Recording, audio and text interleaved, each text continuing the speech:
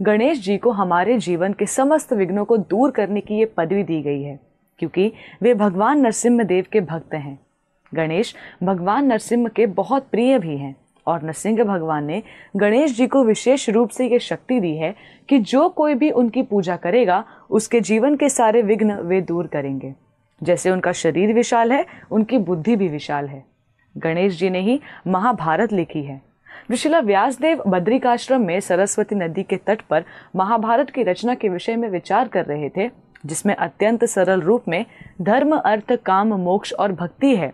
उस समय उन्होंने गणेश जी को यह प्रस्ताव दिया, जिस पर गणेश जी ने कहा, मैं तभी लिखूंगा जब आप निरंतर कथन करेंगे।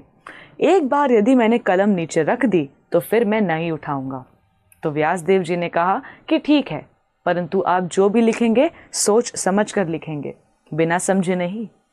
तो महाभारत में जो भी लिखा गया है वो सब गणपति जी को स्वीकार्य है। उन्होंने बहुत सोच समझ कर लिखा है। और महाभारत के भीष्म पर्व में गीता आती है, जो 18 अध्याय और 700 श्लोकों में निहित है। तो ये गीता का ज्ञान गणपति जी की कृपा है।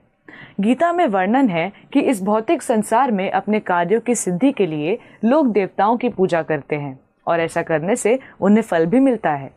तो इस प्रकार हम जिस भी इच्छा से गणपति जी की आराधना करेंगे वे हमें अवश्य मिलेगा। पर प्रश्न ये है कि हमें क्या मांगना चाहिए। हमारे शास्त्र हमें बताते हैं कि हमें क्या मांगना चाहिए।